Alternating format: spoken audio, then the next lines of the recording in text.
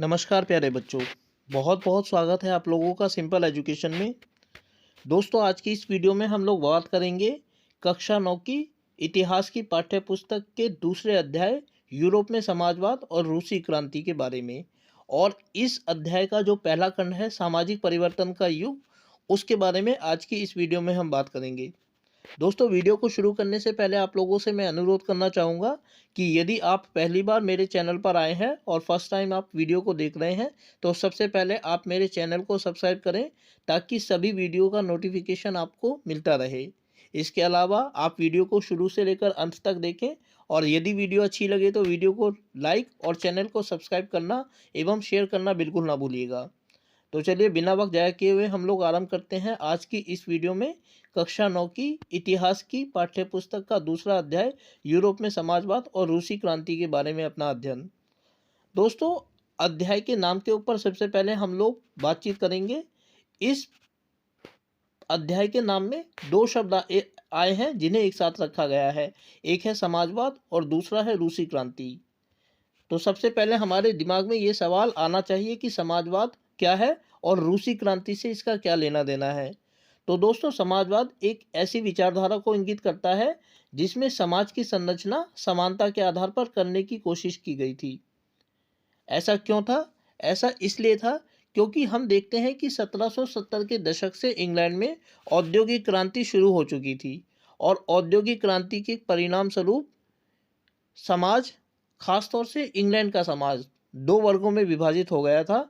एक तरफ पूंजीपति वर्ग था और दूसरी तरफ मजदूर वर्ग था। पूंजीपति वर्ग वह वर्ग था जो बड़े बड़े उद्योगों का मालिक था। बड़ी बड़ी पूंजियों पर और बड़ी बड़ी संपदाओं के ऊपर उसका अधिकार था, नियंत्रण था। जीवन जीने के लिए जितने भी आवश्यक संसाधन थे वो उसके पास आसानी से उपलब्ध थे और उसकी ज़िंदगी में किसी प्रकार की कोई कमी नहीं थी। ये सारी चीज़ें उसे इसलिए हासिल थी क्योंकि वह पूंजी का मालिक था, उद्योगों का मालिक था। जबकि दूसरी तरफ जो था मजदूर वर्ग था। मजदूर वर्ग समाज का दूसरा हिस्सा था और उद्योगों में काम करने वाला था। मजदूर वर्ग के अंतर्गत केवल पुरुष ही शामिल नहीं थे, बल्कि बड़ी संख्या में महिलाएं और बच्चे भी इसमें शामिल थे। क्योंकि इन उद्योगपतियों ने, पूंजीपतियों ने जो उद्योग स्थापित किए थे, उन उद्योगों में मशीनों की सहायता से बड़े स्तर पर विभिन्न प्रकार की वस्तुओं का उत्पादन किया जाता था, खासतौर से सूती कपड़े का। और इन सूती कपड़ों को बनाने के लिए मजदूरों की आवश्यकता होती थी और उद्योगपति इन्हीं मजदूरों की सहायता का उपयोग करके मशीनों की सहायता से बड़े स्तर पर वस्तुओं का उत्पादन करते थे। इस उत्पादन के परिणाम स्वरूप पूंजीपतियों को लाभ होता था और इस लाभ को वो अपनी तिजोरी में बंद कर लेते थे। मजदूरों के साथ उसको साझा नहीं किया जाता था। उद्योगपति या पूंजीपति वस्तुओं का उत्पादन करने के लिए मजदूरों को नाम मात्र की तनख्वाह देते थे और ये तनख्वाह इतनी होती थी कि बमुश्किल ही उनकी ज़िंदगी का गुजारा हो पाता था। इसीलिए परिवार में स्त्री, पुरुष और बच्चों सभी को काम करना पड़ता था। इतना करने के बावजूद भी उनकी ज़िंदगी का कोई आधार नहीं था। जबकि दूसरी तरफ पूंजीपति थे जो आलीशान ज़िंदगी जीते थे क्योंकि वे पूंजी के मालिक थे, उद्योगों के मालिक थे। तो इसीलिए हम देखते हैं कि 18वीं 19वीं शताब्दी तक आते आते ये समाज जो दो वर्गों में बटा हुआ था, इसको ख़त्म करके एक ऐसे समाज की स्थापना के बारे में विचार किया जाने लगा था जो समानता के आधार पर बना हुआ हो। और ये विचारधारा समाजवाद कहलाती थी। लेकिन सवाल ये है कि ये समाज बनेगा कैसे? अपने आप बन जाएगा या बनाया जाएगा? अगर अपने आप बन जाएगा तो ठीक है, अगर बनाया जाएगा तो इसको पूंजीपति बनाएंगे या मजदूर वर्ग के लोग बनाएंगे? और अगर मजदूर वर्ग के लोग बनाएंगे तो क्या ये अपने आप बन जाएगा या इसके लिए किसी प्रयास की आवश्यकता होगी? और अगर प्रयास की आवश्यकता होगी तो कैसा होगा वो प्रयास? तो ये सारे सवाल थे जो समाजवाद से जुड़े हुए थे। रूस दुनिया का पहला ऐसा देश था जिसने समाजवाद के ऊपर की विचारधारा पर आधारित इस समाज का निर्माण किया। इसीलिए इस अध्याय में समाजवाद और रूसी क्रांति को एक साथ रखा गया है। तो दोस्तों, ये रूसी क्रांति जो समाजवाद की के सिद्धांत को लेकर हुई, किस प्रकार हुई, इसी बारे में ये पूरा अध्याय हमें बताता है। और इसका पहला खंड सामाजिक परिवर्तन का युग बताता है कि समाज के में परिवर्तन को लेकर क्या क्या विचार उस समय किए जाने लगे थे। तो चलिए अब आगे बढ़ते हैं और हम देखते हैं सामाजिक परिवर्तन का युग। तो दोस्तों, सामाजिक परिवर्तन का युग से संबंधित जो पहला विचार हमारे दिमाग में आना चाहिए वो यह है कि सामाजिक परिवर्तन आखिर होता क्या है। सामाजिक परिवर्तन अर्थात सोशल चेंज। तो सामाजिक परिवर्तन से अभिप्राय एक ऐसे बदलाव से होता है जिसमें समाज की रचना नए सिरे से की जाती है। हम जानते हैं कि 18वीं शताब्दी के अंत में फ्रांस में जो क्रांति हुई थी उसने फ्रांसीसी समाज की संरचना नए सिरे से की थी। क्रांति से पहले हम जानते हैं कि फ्रांस का समाज 3 वर्गों में बटा हुआ था जिसे एस्टेट कहा जाता था, और इसमें समाज के ऊपर आर्थिक एवं सामाजिक सत्ता पर कुलीन वर्ग का और चर्च का नियंत्रण था। लेकिन जब फ्रांस में 1789 ईस्वी में क्रांति सफलतापूर्वक संचालित हो गई, अपने परवान चढ़ गई, तो समाज की संरचना में बदलाव था संभव दिखाई देने लगा। अब यूरोप के अनेक देशों में, एशिया में, भारत में और दुनिया के अनेक देशों में इस बात को लेकर चर्चा एक आरंभ हो गई कि समाज का स्वरूप कैसा हो, व्यक्तिगत अधिकार कैसे हो और सामाजिक सत्ता पर किसका अधिकार हो, किसी संस्था का, चर्च जैसी किसी संस्था का अथवा किसी व्यक्ति का। अगर हम भारत में देखें तो भारत में भी बहुत सारे ऐसे लोग थे जो समाज की संरचना में होने वाले इन परिवर्तनों के ऊपर अपने विचार अभिव्यक्त करने लगे थे। इनमें हम राजा राममोहन राय और हेनरी विवियन डेरोजियो के नामों को ले सकते हैं। राजा राममोहन राय के बारे में हम जानते हैं कि उन्हें आधुनिक भारत का निर्माता और आधुनिक भारत का पहला नेता कहा जाता है, जबकि हेनरी विवियन डेरोजियो एक एंग्लो इंडियन समुदाय के सदस्य थे जो कलकत्ता के हिंदू कॉलेज में प्रोफेसर थे, पढ़ाते थे। इन दोनों ही लोगों ने समाज में होने वाले परिवर्तनों के बारे में उल्लेख किया और फ्रांसीसी क्रांति के महत्व का उल्लेख किया।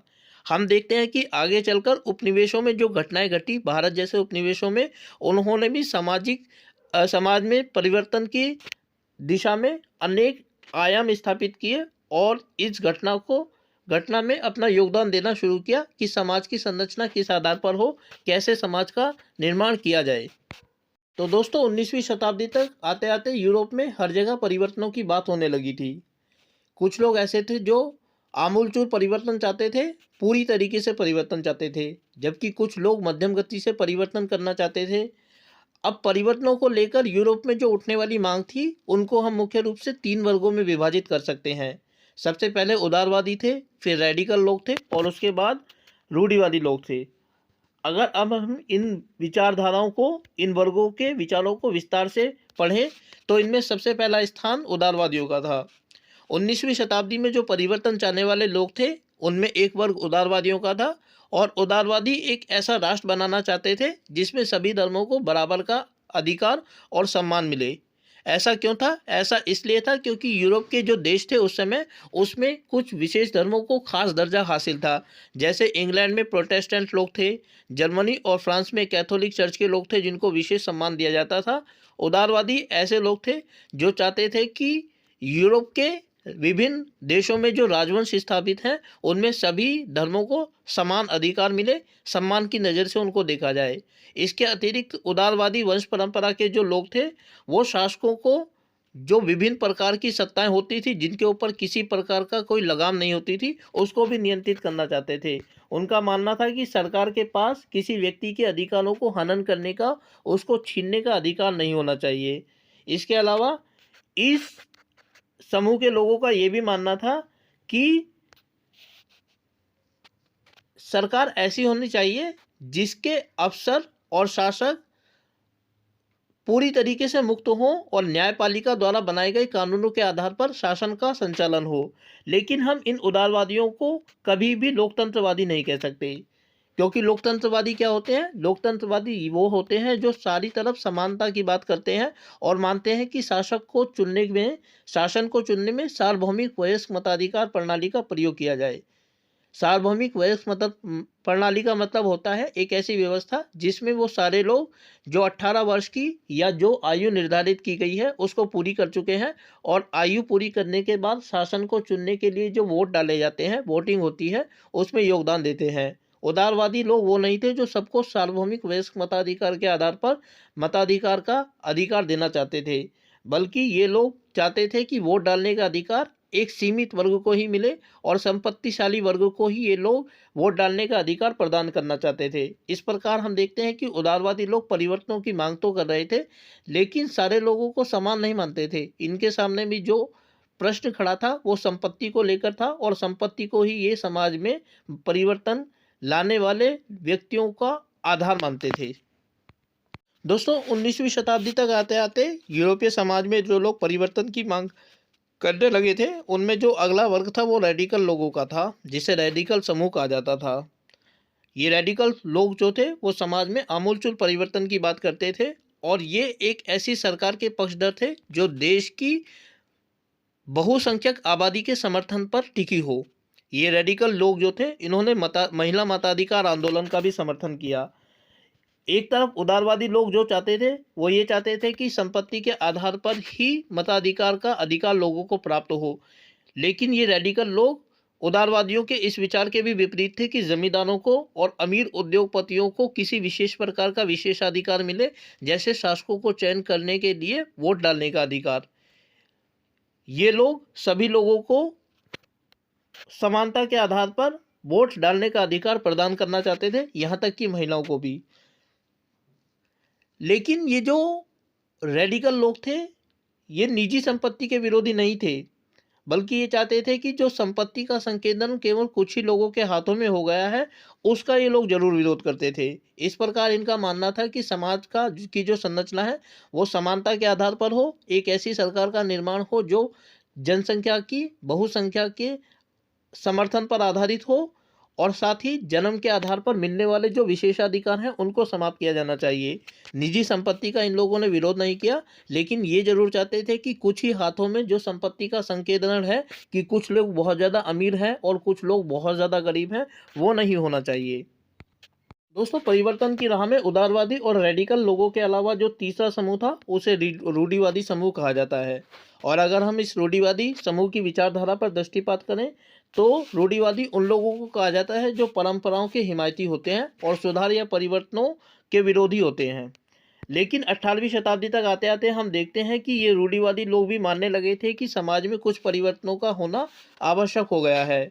लेकिन परिवर्तनों को लेकर इन लोगों का मानना था कि जब परिवर्तन किए जाए और समाज की रचना नए सिरे से की जाए तो अतीत को पूरी तरीके से नज़रअंदाज न किया जाए, बल्कि अतीत को और परंपराओं को भी ध्यान में रखा जाए, जहां कहीं भी उनसे फ़ायदा मिलता हो उनको अपनाया जाए।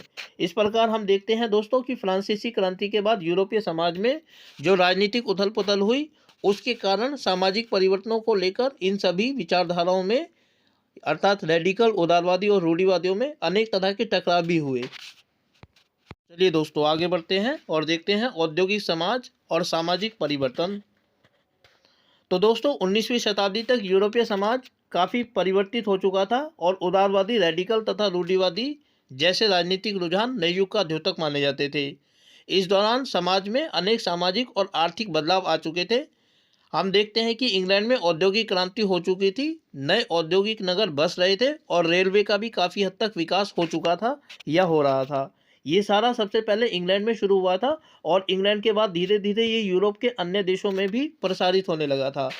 इंग्लैंड में जो औद्योगिक क्रांति थी वो हो चुकी थी, जिसने आदमी, औरत और बच्चों को सभी को फैक्ट्रियों में लाकर खड़ा कर दिया था, जहाँ कड़े नियंत्रण में विभिन्न प्रकार की वस्तुओं का उत्पादन होता था। और इन उद्योगों में जो लोग काम करते थे उनकी ज़िंदगी का कोई आधार नहीं था, क्योंकि हम देखते हैं कि काम के लंबे लंबे घंटे होते थे, 12 से लेकर 14, 16, 18, और बेरोजगारी बहुत ज़्यादा अधिक थी। इसके अलावा औद्योगिक वस्तुओं की मांग में जब गिरावट आ जाती थी तब बेरोजगारी और ज़्यादा बढ़ जाती थी। औद्योगिक विकास के इस माहौल में जो शहर थे वो तेज़ी से बस रहे थे और हम देखते हैं कि औद्योगिक क्रांति के परिणाम स्वरूप बड़े स्तर पर लोग काम ढूंढने के लिए ग्रामीण इलाकों से शहरी इलाकों में आने लगे थे। इस वजह से आवास और साफ सफाई का जो सवाल थे वो और ज़्यादा मुश्किल होते जा रहे थे और अनेक रेडिकल तथा उदारवादी लोग इन समस्याओं का समाधान खोजने की कोशिश कर रहे थे। दोस्तों अगर विस्तार से इस बात को समझे तो हम देखेंगे कि 1770 के दशक में इंग्लैंड में जो औद्योगिक क्रांति आरंभ हुई थी उसके अंतर्गत शहरों में मुख्य रूप से उद्योग स्थापित किए गए थे और ये उद्योग बड़े बड़े पूंजीपतियों के द्वारा स्थापित किए गए थे, जिनका मकसद विभिन्न प्रकार की वस्तुओं का उत्पादन करके लाभ अर्जित करना था। और अक्सर ये उद्योग शहरी क्षेत्रों में खोले जाते थे। अब शहरी क्षेत्रों में जो उद्योग खोले जाते थे और ग्रामीण क्षेत्र में कृषि जो थी वो इतनी उपयोगी नहीं थी कि लोगों को 12 महीने का रोजगार प्रदान कर पाती। इसीलिए लोग अक्सर ग्रामीण इलाकों से शहरी क्षेत्रों में इन उद्योगों में काम करने के लिए आने लगे थे। और क्योंकि इन लोगों के पास इतने पैसे नहीं होते थे कि शहरों में अपना नया अलग घर बना सकें, इसीलिए अपनी जिस फैक्ट्री में इनको काम मिलता था उसके आसपास ही अस्थायी घर बनाकर ये रहने लगते थे। और उसके बाद जब इनको काम मिल जाता था, काम की निश्चितता हो जाती थी, अक्सर अपने बीवी बच्चों को भी ग्रामीण इलाकों से शहरी इलाकों में ले आते थे। इस प्रकार आवास और साफ सफाई की जो समस्या थी, इन नए शहरी क्षेत्रों की एक प्रमुख समस्या थी। अनेक रेडिकल और उदारवादी जो लोग थे वो खुद भी इन उद्योगों के मालिक थे। तो वो लोग इन समस्याओं का समाधान ढूंढ रहे थे कि अपने मजदूरों के लिए साफ सफाई और उद्योग और आवास की समस्या को वो कैसे हल करें। इन तमाम तरीकों के सवालों को ढूंढने में उदारवादी और रेडिकल की जो विचारधारा के लोग थे वो लगे हुए थे। तो इंग्लैंड में हम देखते हैं कि औद्योगिक क्रांति के परिणाम स्वरूप बहुत सारे उद्योग स्थापित हुए थे। और ये सारे के सारे जो उद्योग थे निजी स्वामित्व में थे, अर्थात ये किसी व्यक्ति की प्राइवेट प्रॉपर्टी हुआ करते थे। और बहुत सारे उद्योग उदारवादी और रेडिकल लोग भी बहुत सारी संपत्ति के मालिक थे और उद्योगों के मालिक थे। और बहुत सारे लोग इन रेडिकल तथा उदारवादी लोगों के पास काम करते थे। इन रेडिकल और उदारवादी लोगों ने जो ये संपत्ति कमाई थी, ये इन्होंने विभिन्न प्रकार के व्यापार के माध्यम से औद्योगिक व्यवसायों के द्वारा अर्जित की थी। और इसीलिए वो लोग ये चाहते थे इस प्रकार के प्रयासों को, अर्थात स्वतंत्र व्यापार को और औद्योगिक गतिविधियों को ज़्यादा से ज़्यादा बढ़ावा दिया जाए। इसके अलावा उन लोगों को ये भी लगता था कि अगर उनके पास काम करने वाले मजदूर स्वस्थ होंगे और नागरिक पढ़े लिखे होंगे तो इससे उनको भरपूर लाभ उठाया जा सकता है। इसी कारण ये उदारवादी और रेडिकल विचारधारा वाले जो लोग थे, जन्म के आधार पर मिलने वाले विशेषाधिकारों के खिलाफ थे। क्योंकि उन लोगों को लगता था कि अगर पढ़ने लिखने का, वाणिज्य व्यापार करने का, काम करने का अधिकार सबको बराबरी के आधार पर मिले तो वो अच्छे से अच्छे मजदूरों को हायर कर सकेंगे, अपने लाभ को बढ़ा सकेंगे। इस प्रकार इन लोगों ने जन्म के आधार पर मिलने वाले जो विशेषाधिकार थे उनका विरोध किया। और उनको समाप्त करने के लिए इन लोगों ने जो आंदोलन हुए उसमें अक्सर अपनी आवाज़ उठाई। इसके अलावा व्यक्तिगत श्रम और उद्यमशीलता इन उदारवादी तथा रेडिकल लोगों की आस्था इसमें हुआ करती थी।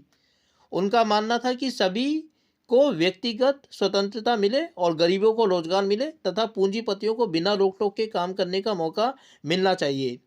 इससे समाज तरक्की कर सकता है, इसमें इन लोगों की आस्था थी।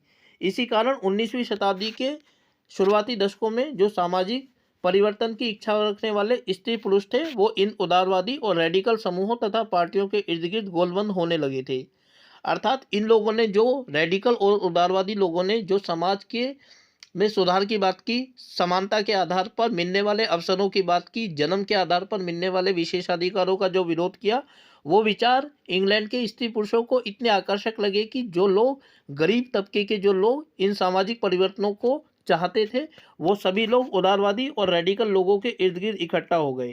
इसके अलावा हम ये भी देखते हैं कि 1815 में फ्रांस में जो वियना कांग्रेस हुई थी उसके कारण फ्रांस में जिस तरह की सरकार बनी थी उनसे छुटकारा पाने के लिए उदारवादी और राष्ट्रवादी तथा रेडिकल लोग क्रांति के पक्ष में थे। यूरोप के अनेक देश थे जिनमें फ्रांस, इटली, जर्मनी तथा रूस आदि शामिल थे। ये लोग राजाओं का तख्ता पलट करने के लिए क्रांति का आह्वान कर रहे थे। दोस्तों हम ये भी देखते हैं कि 1815 में इटली में एक मैजिनी नाम का क्रांतिकारी हुआ था जिसने सामाजिक परिवर्तन के लिए, शासकों की सत्ता को परिवर्तित करने के लिए क्रांति का रास्ता अख्तियार किया था। और उसने अनेक प्रकार के समाचार पत्र भी निकालने आरंभ किए थे जिसे बड़े पैमाने पर क्रांतिकारियों के द्वारा, उदारवादियों और रेडिकलों के द्वारा पढ़ा जाता था। अब अगला बिंदु है यूरोप में समाजवाद का आना। अर्थात ये जो परिवर्तन आ रहे थे विचारधारा के स्तर पर, इनको अंजाम कैसे दिया जाए, इसके बारे में अगला ये बिंदु है, यूरोप में समाजवाद का आना। दोस्तों अब तक की जो परिचर्चा हमने की है उससे ये स्पष्ट हो चुका है कि 19वीं शताब्दी तक आते आते यूरोपीय समाज में पुनर्गठन की मांग उठने लगी थी। अर्थात यह मांग उठने लगी थी कि जो समाज अमीर और गरीब, पूंजीपति और मजदूर वर्ग के बीच बटा हुआ है उसको समाप्त करके समाज का गठन नए सिरे से किया जाना चाहिए। लेकिन इस समाज के पुनर्गठन का आधार क्या होगा, इसका एक आईना प्रदान किया समाजवाद ने। लेकिन और ये समाजवाद जो था, ये विचारधारा 19वीं शताब्दी तक आते आते यूरोपीय समाज में इतनी परिपक्व हो चुकी थी कि इसने अनेक लोगों का ध्यान अपनी ओर आकर्षित किया। अब सबसे पहले सवाल ये उठता है कि आखिर समाजवाद क्या है। तो समाजवाद एक ऐसी अवधारणा थी जिसके समर्थक समाज में संपत्ति का विभाजन समानता के आधार पर करना चाहते थे। समाजवादी निजी संपत्ति के विरोधी थे। उनका मानना था कि निजी संपत्ति ही समाज की सभी समस्याओं की जड़ है। अर्थात हम देखते हैं कि समाजवाद एक ऐसी विचारधारा थी जो समाज में संपत्ति का विभाजन समानता के आधार पर करना चाहते थे, क्योंकि तत्कालीन समाज, औद्योगिक समाज दो वर्गों में बटा हुआ था, पूंजीपति और श्रमिक वर्ग। और पूंजीपति वर्ग जो था वो बड़ी बड़ी संपत्तियों का मालिक था, लेकिन ये संपत्ति उसने अपनी मेहनत से नहीं कमाई थी। उसको ये संपत्ति जो मिली थी वो मजदूर वर्ग के श्रम से मिली थी। और उसको ये संपत्ति क्यों मिल रही थी, क्योंकि ये संपत्ति उसको इसलिए मिल रही थी कि जिन उद्योगों में विभिन्न प्रकार की वस्तुओं का उत्पादन करके लाभ अर्जित किया जाता था, वो उद्योगपति उन उद्योगों का मालिक था। अर्थात मान लीजिए कि कोई फैक्ट्री है जहां विभिन्न प्रकार की शर्ट्स या कमीज बनाने का काम किया जाता है। एक कमीज को बनाने में 100 रुपये का खर्चा आता है और बेचने के एक की कमीज की कीमत 500 रुपये होती है। तो अगर 500 में से 100 को घटाएं तो 400 रुपये बचते हैं, जो कि मुनाफे के रूप में प्राप्त होते हैं। और ये जो 400 रुपये हैं वो पूंजीपति द्वारा अपनी तिजोरी में बंद कर लिए जाते हैं। ये उसने अपनी मेहनत से नहीं कमाए हैं, बल्कि इसको बनाने में जो श्रम लगा है, मेहनत लगी है, वो मजदूर वर्ग की लगी है। और इस प्रॉफिट में जो 400 रुपये का प्रॉफिट है उसमें श्रमिक वर्ग को कोई हिस्सेदारी नहीं दी जाती। यही प्रॉफिट समाज में अमीर और गरीब के बीच की खाई को बढ़ाता था। तो इसीलिए ये जो समाजवादी थे ये निजी संपत्ति को सभी समस्याओं की जड़ मानते थे समाज की। उनका ये मानना था कि यदि समाज में पर किसी व्यक्ति की बजाय पूरे समाज का नियंत्रण हो तो सामाजिक हितों को अच्छी तरह से ध्यान दिया जा सकता है। अपने इस लक्ष्य की प्राप्ति के लिए समाजवादियों ने बड़े पैमाने पर अभियान भी चलाया। अर्थात उनका मानना था कि समाज में जो ये संपत्ति का सिद्धांत है कि कुछ संपत्ति के ऊपर व्यक्तिगत नियंत्रण है, उद्योगपतियों का अधिकार है, अगर उसके स्थान पर हम समाज में संपत्ति के ऊपर सभी लोगों का अधिकार कर दें तो शायद सामाजिक हितों को बेहतर तरीके से साधा जा सकेगा। और अपने इन लक्ष्यों को प्राप्त करने के लिए उन्होंने विभिन्न प्रकार के अभियान भी चलाने आरंभ कर दिए थे। अब सवाल उठता है कि किस तरीके के अभियान उन लोगों ने आरंभ किए थे। तो हम देखते हैं कि भविष्य का समाज क्या होगा, इसके लिए समाजवादियों ने योजना बनाना भी आरंभ कर दिया था। कुछ समाजवादियों ने कोऑपरेटिव या सामूहिक उद्यम नाम से प्रयास करने आरंभ कर दिए थे। इनमें इंग्लैंड के एक उद्योगपति थे जिनका नाम था रॉबर्ट ओवेन, जो 1771 से लेकर 1858 तक थे। इन्होंने इंडियाना में एक नया प्रयोग किया था, इंडियाना यानी अमेरिका में, जहां नया समन्वय या न्यू हार्मनी नाम से इन्होंने एक सामूहिक फर्म की स्थापना की थी। ये जो कोऑपरेटिव थे ये ऐसे लोग थे जो विभिन्न प्रकार की चीज़ों का उत्पादन साथ मिलकर करते थे और इससे जो मुनाफा प्राप्त होता था उसको वो व्यक्ति द्वारा किए गए कार्यों के अनुपात में बांट लेते थे। अर्थात किसी कार्य को करने में या किसी वस्तु का उत्पादन करने में जो व्यक्ति जितना योगदान देता था, उस वस्तु को बेचने के बाद जो लाभ प्राप्त होता था उस लाभ को उस व्यक्ति द्वारा किए गए कार्य के अनुपात में बांट लिया जाता था। तो ये नया प्रयोग था जो इंग्लैंड के रॉबर्ट ओवेन ने इंडियाना में किया था।